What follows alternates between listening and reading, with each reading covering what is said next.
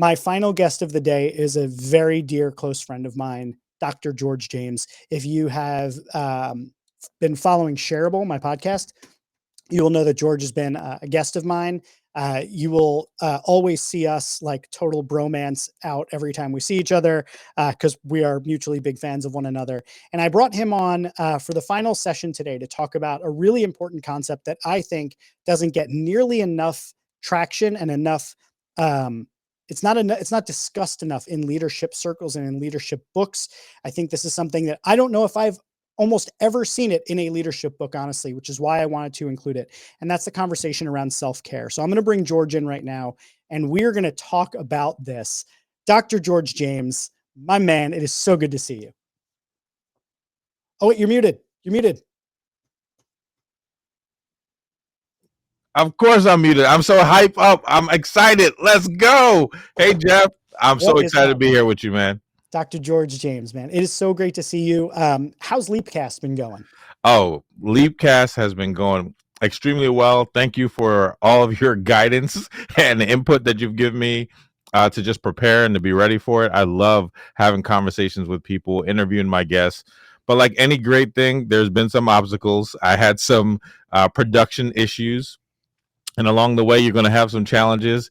But you know what's been great is because of the things that we talked about, I had such a long runway of guests that I didn't even feel the full impact of having production issues. So I'm grateful that I've been able to be connected with people, to talk with people, and really to inspire other people. Like that's to me the blessing of doing the podcast is that people will listen to an episode and say, "Oh man, yo, that just really impacted me," or "That inspired me," and I'm like, "That's the whole goal." That's the whole thing, man. I'm so happy for you. You got the podcast going on. For anybody listening, if you haven't heard George's podcast, it's called Leapcast.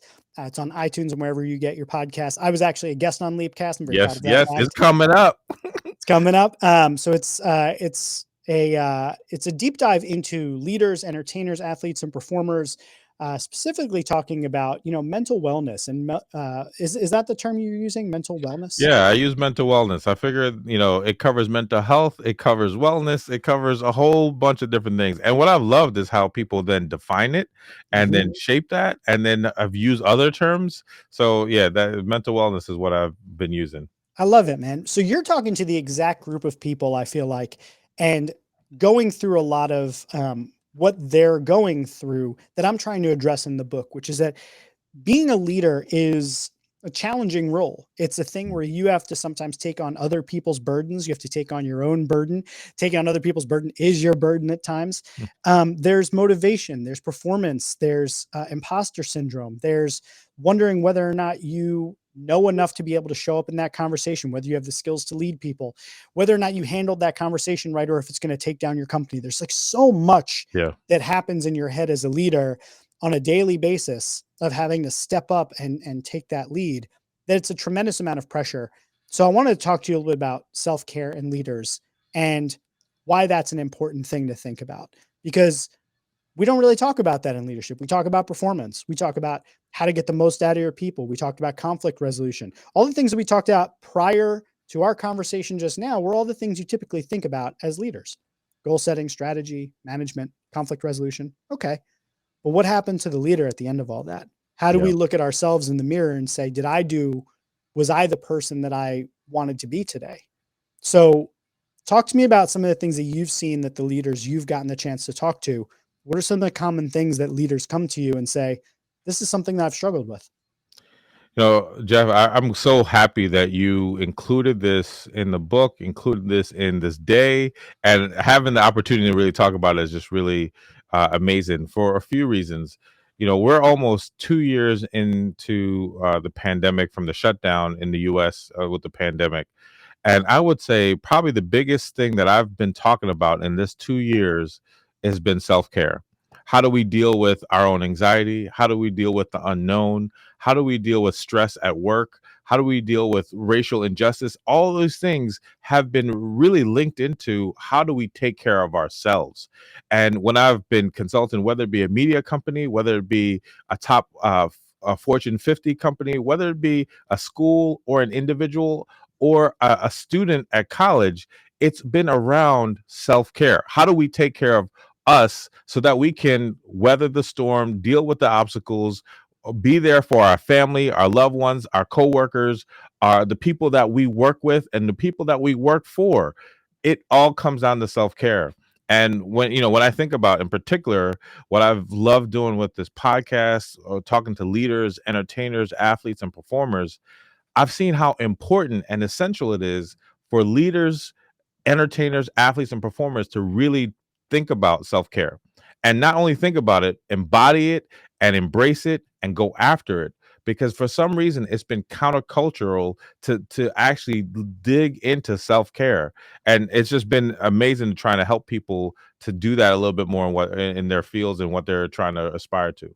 It's remarkable how it's been flagged as some sort of a weakness to pay attention to your own mental health and well-being. And we've talked about this a bit, but we've seen Naomi Osaka, we've seen Hmm. Simone Biles, we've seen a number of athletes make very public gestures and statements about wanting to tend to their own mental health amidst the pressure. And we see all the jeers from the sidelines of people who could not even do one Not even hundredth of close. what Simone Biles can do in Right. any facet, chiming in with their opinions about being able to handle the pressure or take the pressure. So I think that speaks to a stigma that's out there. How, you deal with this, and you have a variety of different facets of your career. You're a therapist, you're a public speaker, you're a consultant, you're a podcast host. So you have all of these different methods by which you're able to interact with people in different ways.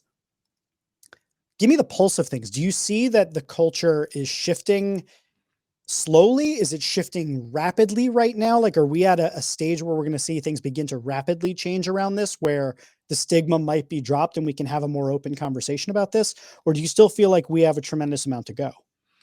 Yeah, I mean, I do think we have a tremendous amount to go, but I feel like it's been progressing. Like, I've been doing this work as a therapist for the past 18 and a half, almost 19 years. And when I think about how many people would come into therapy, when I think about the people who say, like, I don't do therapy, those types of people, right? When I first started, they're in therapy now, right? And so I think that it's been progressing over time.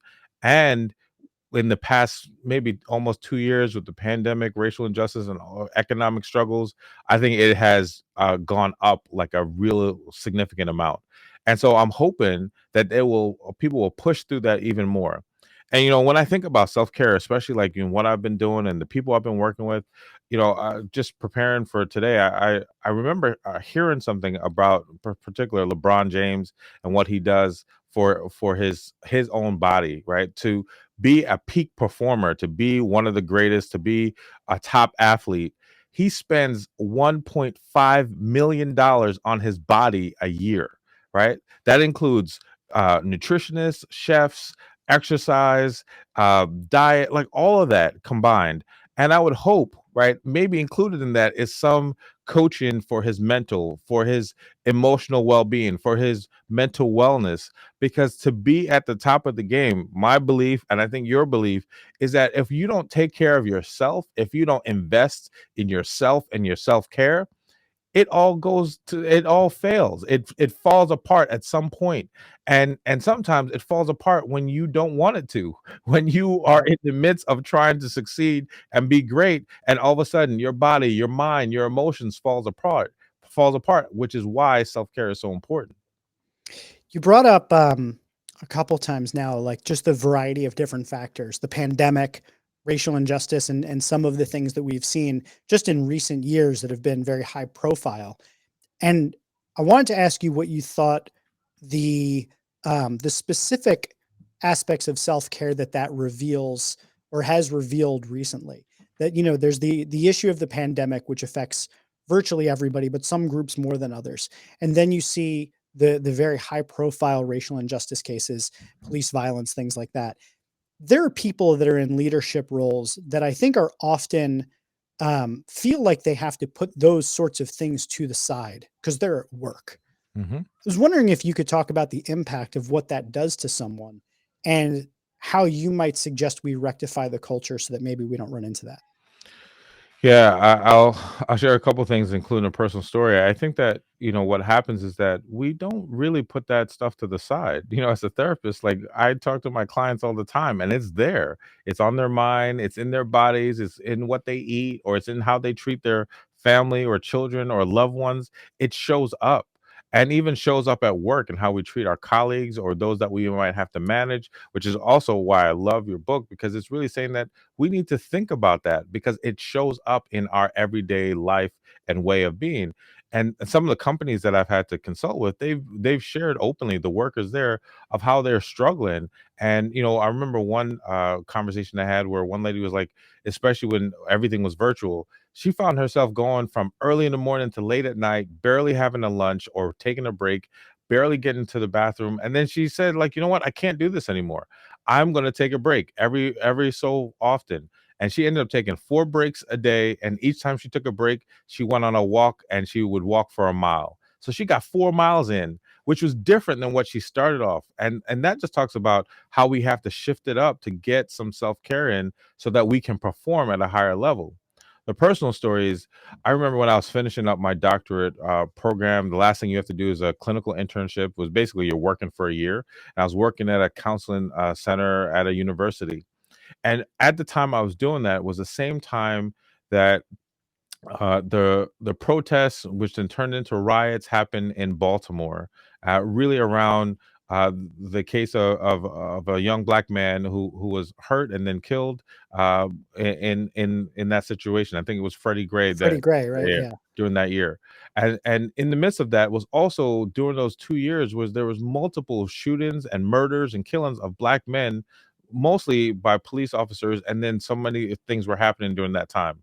But my job was to show up and be a therapist. But I'm a black man. I'm out there on the streets. There are times where I would see a police officer pull around. Nothing against police officers. I have police officers in my family, love them.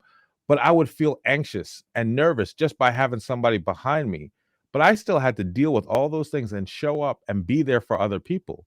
If I don't practice self-care, I can't be effective in my work. If I'm not finding ways to shut it down or to take a break or to talk to my loved ones or to do something for me, I am ineffective. There was too much going on in that world at that time, and it was a client that asked me how I was doing. Not my coworkers, not my boss, not those around me, but a client who said, "How are you doing?" And that was so impactful for me to say, a client is thinking about my well-being more than the people I'm working with. That's what I'm talking about. Self-care is how do we think about the people we're around and the things that influence them and impact them in such a negative and difficult way, especially when they build over and over and over and over again. We can easily self-destruct. These are such good points, and I'm picturing what it would be like for a person on a team who's feeling anxious, that's feeling things based on what's going on in the world, and to have a manager or leader who's not aware of that, who's not checking in, who's not seeing them as a person, but instead seeing them as an employee on the team, a member of my team that's a subordinate, right? And I want them to show up and do work. But if you're not paying attention to the person and what they might be going through and checking in on them and thinking about their own mental health and well-being, how can you expect them to come in and perform at their best? And then at the same time, you as a leader, you go into work and you have things on your mind. How are you not how are you going to compartmentalize that? Now, this is the question I want to ask you about. Is compartmentalization even really a thing? Mm. Because you mentioned it. We're talking about these things, talking about putting it off to the side. It's not off to the side. It's right there with us. So do you think that this notion of compartmentalization is even a reality? Should we even continue that narrative? Yeah, I think that there are some things that we have to say, this is not the time for that, Mhm. right? Like I can't go into work crying all day every day. There might be some days I might feel that, or there might be some moments, or I can't come to work telling like everybody what to do, or come home and telling everybody what to do. Like there are some things that has its own place. Mhm. But I think part of this is to really be in tune with yourself, to be aware of what is going on. So when it does build for you, excuse me, when it does build for you, you are aware that, you know what, I need some time. And going back to the climate at work, part of your book when it talks about safety and trust, right, and being thoughtful, the being able to have a boss or someone I can go to and say, I'm having a tough day, or there's other things going on in my life, and the feeling like that won't jeopardize my job is significant for my mental wellness and my overall self-care. Or having colleagues that I can reach out to, because some people show up to their workplace and they don't feel comfortable being open or authentic or letting it bleed into their work life because they feel like it could jeopardize their connection or even their job, which then has multiple levels to it: their economics, their future, their career, all of that. That's a lot to feel like I can't be a human being in the place that I work. I agree. So how would you recommend then, if we take that and we acknowledge that it is difficult to fully compartmentalize, and we have to be able to show up as a full human being and be able to have a safe space to have those conversations? If you're thinking about, somebody in a new manager's role, trying to create the space for their team, but also trying to take care of their own mental health and well-being, where do you think self-care starts at the leadership level for the leader? And then how do they allow that to, or how do they make sure that that is something that becomes part of the culture of their team? Yeah, I really love when companies have, so many companies and organizations have these, mission statements and goals. You can walk through the hallways and you see it. But it's another thing when they embody it, right? When they say that we care about the people who work here, or we value family, or these core things, trust, loyalty, and then you see them follow through. And so that's what I'm looking for in a leader. I'm looking for a leader who is saying to those that he or she might manage and say, like, this is what we're hoping for and trying for and expecting, but this is what it looks like for me. And taking that time out, giving people the option maybe sometimes to check in, or maybe to have the extra time with their family, or just showing that who they are as a person is important. And so I think that what people believe is that if they do that, they're going to lose productivity. But what it really does, it increases buy-in and it increases loyalty. It increases that, what? If I'm going to go down with the ship, this is the ship I'm going to go down with. If I'm going to work hard, this is the place I want to work hard. And instead of silently looking for more jobs, looking for a different opportunity, or saying I really hate this place, or I hate this person I'm working with. That is the difference. And I think that's what you articulate so much about in your book, is this thought of, let's lean into creating culture and a climate and an environment that feels safe, feels good, and it's still productive and still hits the bottom line. Yeah, without sacrificing results, how do we create an environment that's really fantastic for people, that's safe, where there's trust, where there's care, where there's connection, where there's kindness? And imagine if we could do all of that and still have amazing results. And in fact, what if those things actually helped us to get towards better results? Yeah. So that's been my philosophy on it. I definitely think that it's a possibility.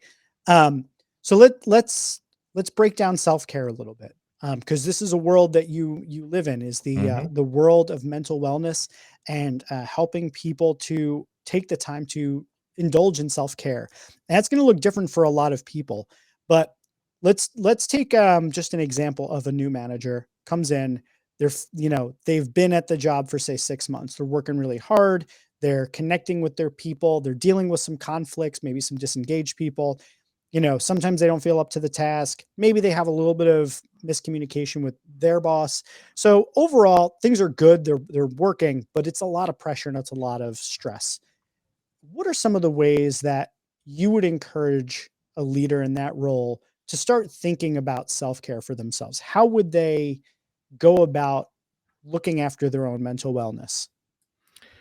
Yeah, what I've been, like I said, I've been talking about this, and one of the things that I've been sharing actually is first, it, and this comes from just working with people in the office, is that it starts with permission, right? It starts with, I give myself permission to self care, right? Because we don't realize that there's so many things that we're thinking about: our family, the family we grew up in, and maybe the family you created, our partner, our dog, our neighborhood. We're thinking about all these things, and we'll say, I can't go for a run today, or I can't take a break and just play Monopoly. I have so many other things I need to do. but it starts with saying it's okay, and you can give yourself permission to do that. And then once you start there, it now starts to say, well, what are the things I can do now that I give myself permission? The whole world is open. What's up? What's there? And I've been encouraging people, like, one of the things people can look up is a self-care wheel. I love this thing. I've shared it so many oftentimes in my presentations. And the self-care wheel really just goes around all these different ways. It says physical. It gives you a list of things you can do for your physical body in terms of self-care. Psychological, what are those things that I can do that helps me in a psychological way? Emotional, once again, same thing, right? Spiritual, personal, professional. And just to give you, I've shared this, and one of the things someone had said to me on the wheel, it says to flirt. And they said, should I flirt? Really? I should. I was like, yes. Now, if you're in a committed relationship and that's going to go against your relationship, flirt with your partner. But Yeah. if you are free and you could flirt with somebody. I'm not saying you got to go out and do anything, but there is energy in flirting and feeling good. There's a thing about just doing some of these things: dance, journal, pray, whatever is your thing, you do it.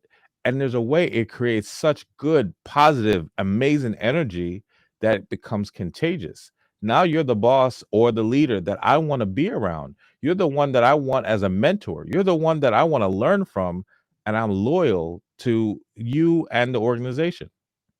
I love that because it made me think how personal self-care actually is. What are the things that actually give you energy and make you feel like you've set aside a time, a thing that you do that's just for you and that makes you feel good? And immediately I started, kind of mentally running through what are the things that are like that for me. And I started thinking, oh, wow, I really like video games. I really enjoy doing that. It makes me feel good. When I'm done with them, I feel like a sense of like, satisfaction from having done it, accomplishing a goal, whatever it might be. And then I started thinking like, well, some people might say, oh, I like to just sit on my couch and scroll through my phone and look at social media, which immediately made me think, how do we know if the self-care activities we've chosen actually are care versus things that might be used as a coping mechanism, right? So you might say, like, I'm going to reward myself by going and getting some bubble tea. Mm. Yeah, but maybe you probably shouldn't have that much sugar, that many calories, Mhm. and you're using it as a way of not dealing with something. So, you know, self-care is going to look different for every person, but what's a good way to check in with yourself that the way that you're caring for yourself as a leader is something that you are going to find helps you, makes you feel better, and is actually self-care rather than maybe self-medicating or avoiding. Yeah, I think it's exactly what you mentioned, right? Like, I love video games as well. In particular, like, I would play Madden with my friends, and at a time in my life, I could play 3 games, which is easily 3 hours, Yeah. right? And that was fine. Now, if I play 3 games, I feel bad. I feel like I've used up too much time. But if I play 1 game, I feel good, right? Yeah. Especially if I win, right? So, like, so there. Otherwise, there's 2 games Right, coming. right. Yeah, no, we're running this back We're all the running it way. back. Yeah. Right, let's do it. Right. So there's this way of, like, thinking about, like you mentioned, how you feel after, right? How do you feel about the time? Giving yourself permission to take the time, but maybe not so much time that you feel really bad and now you're in debt of, like, I gotta make this time up. Right. The other things that for me, I love to travel. But what I've also realized, I love to plan to travel. I love looking up flights. I love figuring that out. Like, it allows me to escape in a healthy way and then I come back. So it's to think about, how do you feel after, and even how do you feel during. But that can be tricky because you can always feel good. But after, if you feel bad, if you feel low, if you feel negative, then maybe that is not recharging you in the way that you want, and you could either scale back a bit or maybe try something completely different. And that's why once again, I love the self-care wheel, because let me find something else. There's like over 100 different things on that list. Find something else. Give yourself permission to try different things, experiment. And then if you have a partner or a family member, sometimes they know when that light kind of goes off for you. They might say, wow, you're really good at this, or you kind of like doing this. Yeah, I do. Yeah. No, I dig it. So I want to wrap the self-care conversation on I think a question that um a lot of leaders probably fear they're going to get, which is, before they ask for some time off, before they say, I'm going to go for that walk 4 times a day for a mile, before they do any of that, which in some cases happens once you've reached your breaking point, you say, this is happening. deal with it. But for the more proactive among us who are thinking, how do I build self care into my routine? A lot of, I think, the fear of doing that is kind of, as you mentioned, a loss of productivity, right? You're thinking to yourself, how am I going to ask my boss for this if I'm behind on my tasks anyway? Or they're going to think, oh, well, you're just standing around, you should be working, or whatever it might be. So there's a real fear for why uh, am I allowed to even ask for this, right? And I think on the one hand, my gut tells me that that's irrelevant. Self-care is important. So we should be able to engage it one way or another. So on the one hand, I think just from a human side, that's my position on it. Mm-hmm. We all deserve to engage in self-care and take care of ourselves. We have one life to live. Look after your health and well-being. But in the conversation inside of a business, sometimes there's a, well, you know, what's the business case for it essentially? Mm-hmm. So you work with the leaders, the entertainers, the athletes, the performers, and you're talking to them about their mental health and their mental well-being and how it impacts on performance. So what have you found in those that actually engage in self-care? How does it impact performance? Is it that they get a lot less done, but they're happier? Is it that they actually perform better and perform at a higher level? What does it look like when leaders actually engage in the self-care?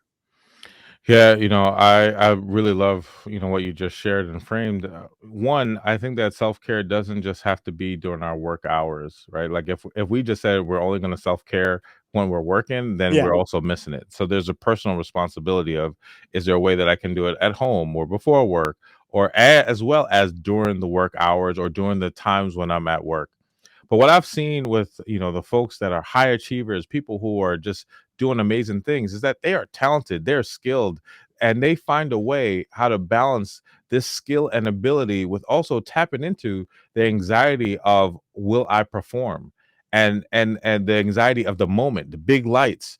And in that moment, they find a way how to lean into that anxiety and to perform.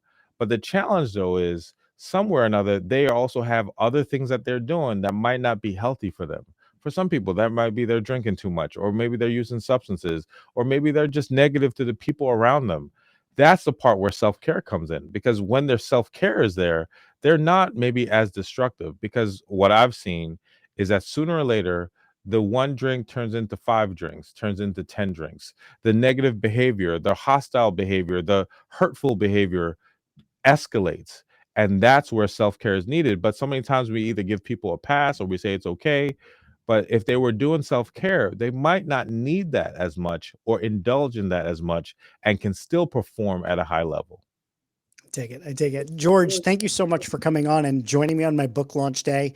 I want to ask you the final question that I've been asking every guest today, which is about lovable leaders.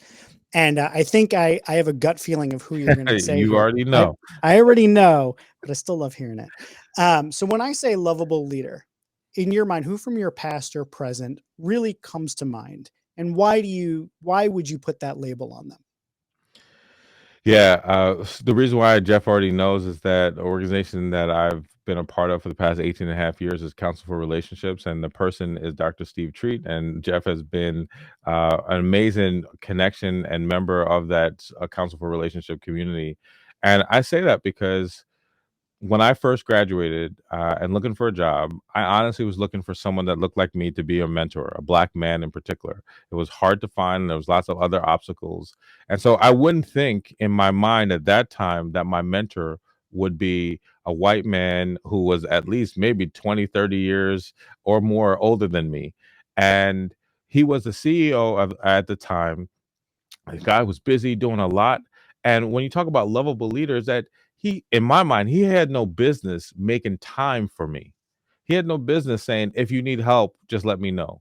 Now, he was clear. He had boundaries of like, look, if you want it, you got to come to me, which is very clear. And I'm okay. I'll come to him. I'll reach out to him.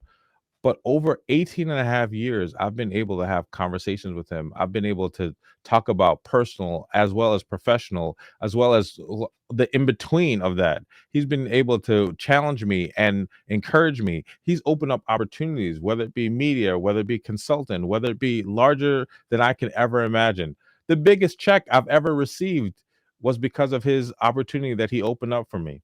So I think about that is love, that is trusting, that is creating an environment, creating safety, and allowing room. And I respect him, I love him, I care about him, and I know it's mutual. And I've been able to then return the favor at times to members of his own family. So the lovable leader, it's a give and take. You give and you receive it back. So that's definitely somebody I would think about that has been that for me.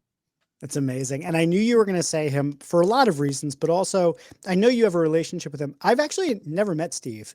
Um, Oh, you're but missing out. I just from what I have heard from everyone, it's clear that that's who he is. Yeah. The care is present, the trust is present, the ability to create safety and to think big, ambitious things. It's all there. So, I hope one day I get to meet him. You know him, Oh, right? Let's make that yeah, I know. happen. We're gonna work that out. Well, We'll now make that that I know, happen. we'll figure that out. We'll make that happen.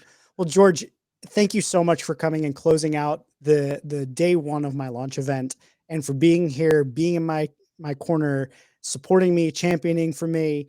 You know, just being somebody I could bounce ideas off of. Um, I love you. I appreciate you in my network. I appreciate you being a person for me and for coming here on this very important day for me. Jeff, the feeling is mutual. I love you too, and I support you 1,000%.